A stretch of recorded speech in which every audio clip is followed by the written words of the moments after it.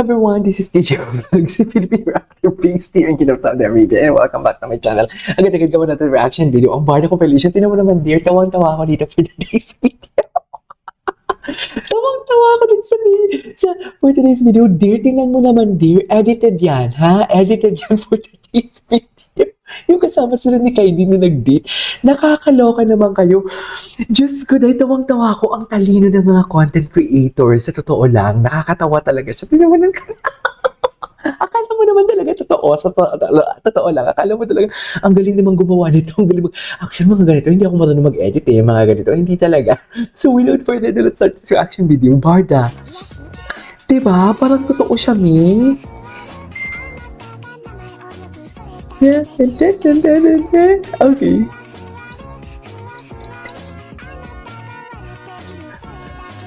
Mami, tawang-tawa ako. Nakakainis. Nagkataon naman, nasabay kayong single. Oh, di ba? Ito pa eh. Ito pa yung mga ano eh. Di ba? Tinan mo, poker. Ang tawa ni Barbie dyan, ang poker first, pero hindi tayo magiging toxic for today's video, okay? Hindi tayo magsa-sounds like toxic. Ibigay na natin yan kay Barbie. Please. Yan siguro po yung level of care and yung support, ganyan. Pero bukod po doon, I think David is really good person to be around with and he's really good with advices. So ano kayong advice niya sa'yo? Or finalo mo ba yung advice niya? Kasi it's a different thing, di ba? Madaling advice pero... Oh.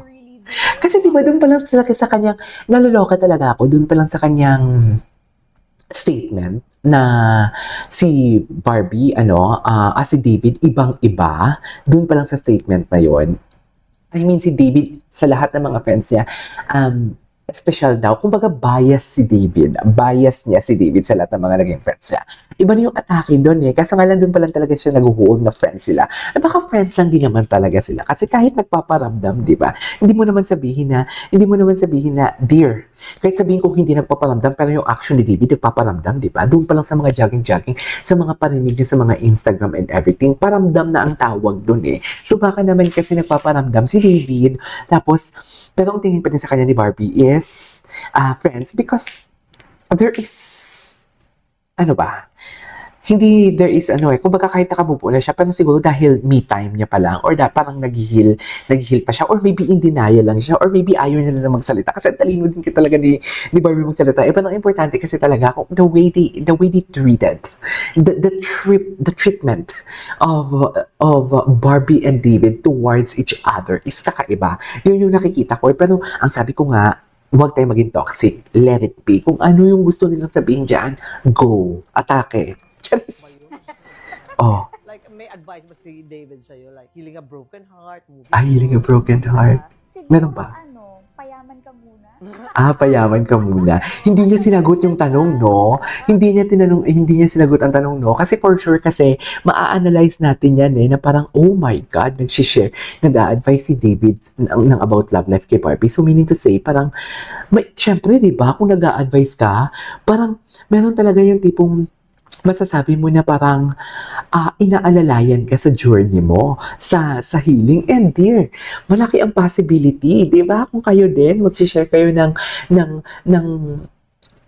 problema ninyo sa love, sa opposite sex ninyo, tapos magpapakita ng care ang isa, tapos alam mo yun, may feelings agad na involved na, oh my God, I used to talk to him or to talk with her constantly, mga ganun. Basta, ang hirap i-explain. Ayoko lang kasi idiin si Barbie. Sa analysis ko, ayoko talagang idiin si Barbie kasi nga, ayokong maging toxic ako. Ayoko yung tipong parang we sounds like toxic. You know what I mean? Ganyan. So, Mabibili na yung love na yun later on, payaman muna tayo. Totoo, payaman muna. Love advice, ang mga nakukuha ko talaga sa kanya, advice about starting a business. He really wants me He really has business acumen. explore na mag-business. Mas yun talaga siya. Yun talaga So, siya. friendship, walang mali siya at all. Wala po. Sige, walang mali siya, pero doon pa lang sa may bias, so sabi niya na parang di ba sabi ko kanina sa isang reaction video ko, doon pa lang sa isang video na pinanood natin, na sinabi niya na parang sa lahat ng friends niya, may kakaiba talaga ang friendship niya with David. So doon pa lang malalaman mo na eh. Di ba? We do care for each other. I love that. We really do care for each other and also trust. Isa na lang, isang keyword na lang talaga, trust. Because I do believe that trust is the foundation of love talaga. So, yun na lang yung trust na lang yung hinihintay natin. Sana masabi nila eventually soon na I trust you, ganun. Para confirm na talaga na, ay, iba na to. Mas kinikilig kasi ako pag sinabing I trust you kasi sa I love you. Totoo lang. Iba doon kasi talaga nagsisimula lahat eh. The trust is the foundation of love talaga. Kung may love man pero walang trust, wala yun. Charis. And it shows. Mapunta tayo sa friendship mo with Okay. David Licauco. So how special is it na Oh, it diba? makes it different from the rest of your male actors or even yung wala sa showbiz sa male fans? Friendship with David is definitely different kasi Ito sa yun eh. trabaho namin, ang ginagawa namin, Mm-mm. pang May jowa. extra. So, Mm. Barda. yeah, so yun Sikat pa na lang, sikat. sets him up. Actually, hindi naman love team. Hindi naman pwede. Hindi naman like pang jowa eh. Di ba? Love team as work. Pero sa'yo, ikaw na mismo, Barbie, ang nagsabi niyan. Charis. Apart from all my other Ikaw male na friends, mismo like si nagsabi niya. Derek, si Christopher, si Alden, yung mga twins po. Kasi hindi naman kami nagsusweet-sweetan, diba? So, with true. David, merong Totoo conscious naman. effort. Kasi part ng Conscious trabaho namin effort. na maging sweet sa isa't isa, ganyan. So, siguro yung level of care, I would say, iba. Kasi yung sa kanya, mas parang, I feel like the way he cares for me and the way I care for him is more delicate. He's also single. Or nagkataon naman, nasabay kayong single. No? True. Di ba? Hindi naman pinano yun. Yan ang sinasabi ko. Oo.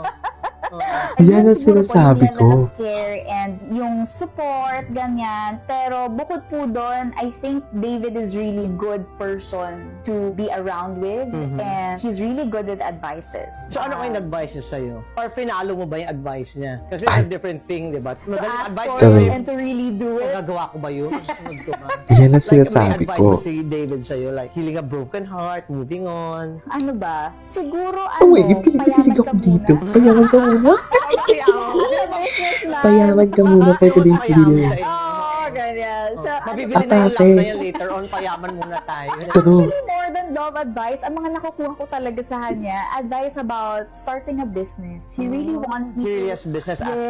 yes, explore na mag-business. Mas yun talaga siya. So talagang friendship, walang mali siya at all. Wala po. But we really do care for each other. It's fun. Yeah, and it shows. It shows. Anyways, ituloy natin sa next reaction video natin. Okay, this is Cage for Vlogs and see you on my next vlog. Bye!